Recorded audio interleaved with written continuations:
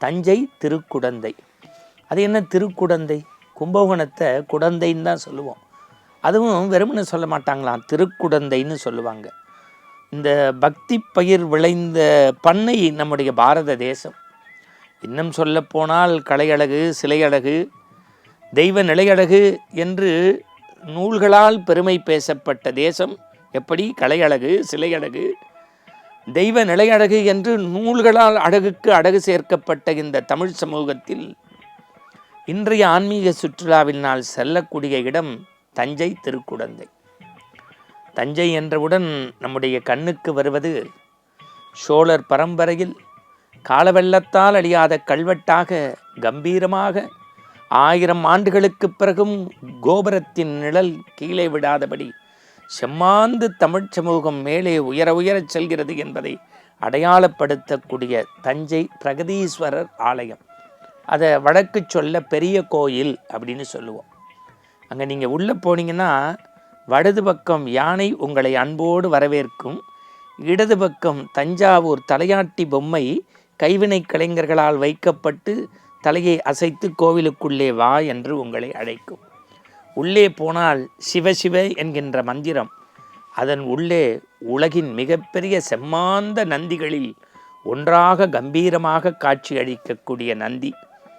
அந்த நந்தியினுடைய படிகளில் ஏறி உள்ளே போனால் பிரகதீஸ்வரர், அது நம்ம ஒரு வளர்ந்த மனிதனை பார்த்தா ஆஜானுபாவாக இருக்கார் அப்படிம்போம், இல்லாட்டி அப்படி ரொம்ப அப்படி ஜம்முன்னு இருக்கார் கம்பீரமாம்பம்ல. அது மாதிரி கடவுளிடத்திலேயே ஒரு கம்பீரம் என்றால் எத்தனையோ இடங்களில் சிவன் இருக்கார். ஆனால் பிரகதீஸ்வரர் ஆலயத்தினுடைய சிவன் அப்படி ஒரு கம்பீரத்திற்கு கம்பீரம் சேர்க்கப்பட்டது. அந்த அங்கே வாசலில் உள்ள விநாயகர், அப்படியே நீங்கள் வலம் வந்தீங்கன்னா சிற்பக்கலை, ஏதோ கோவிலுக்குள்ளே போய் பிரகதீஸ்வரரையும் நந்தியும் மட்டும் நம்ம பார்த்துட்டு வரக்கூடாது. அது அப்படியே அந்த கோவிலை ஒரு முறை சுற்றி வந்தால், நான் பலமுறை சொல்லியிருக்கேன், வனகுநாள் தன்னுடைய குழந்தைக்கு வைத்திருந்த தாய்ப்பாலை விற்று விளக்கு போட்ட பெருமைக்குரிய அந்த திருக்கோயிலில் வராகி சன்னதி இருக்குது. உலகத்தில் வராகி சன்னதி ஒரு சில கோவில்களில் தான் உண்டு. இன்றைக்கும் ஒவ்வொரு ஞாயிற்றுக்கிழமையும் 4:30 to 6 வராகி பூஜை உண்டு. நிறைய பேருக்கு வராகி குலதெய்வ வழிபாடாக உண்டு.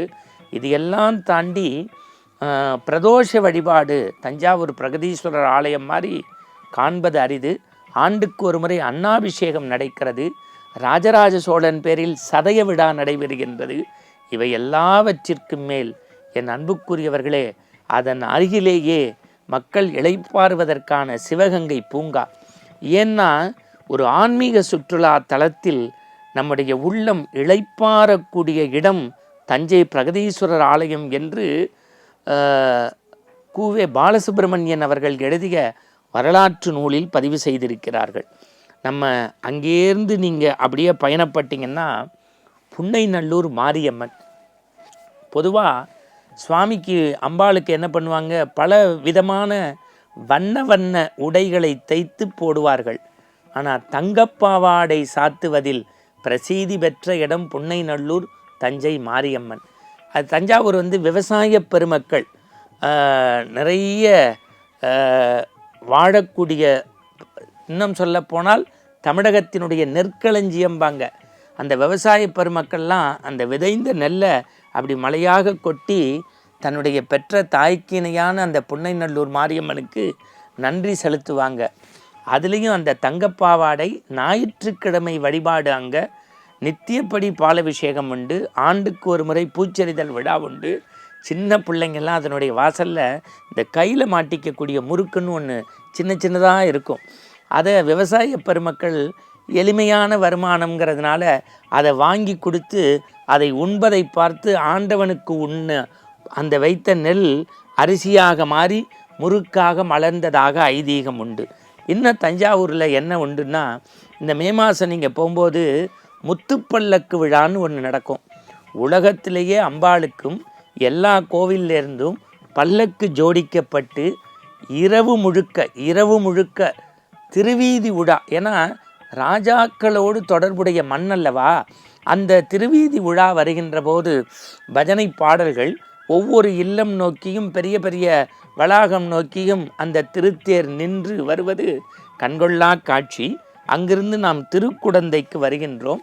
திருக்குடந்தையில் நாம் மறக்காமல் பார்க்க வேண்டிய இடம் 2 இடம் உங்களுக்கு நான் அவசியம் சொல்லி ஆகணும்.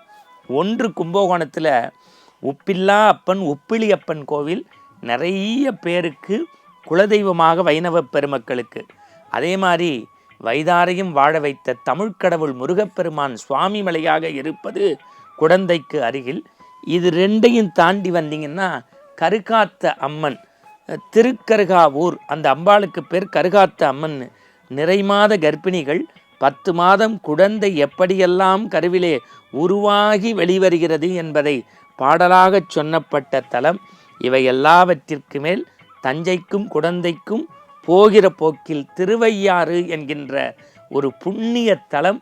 தியாகராஜ உற்சவம் நடைபெறக்கூடிய அந்த மண்ணை மிதிப்பதே மனித வாழ்வில் பெரும் புண்ணியம் என்று சொல்லப்பட்டிருக்கிறது.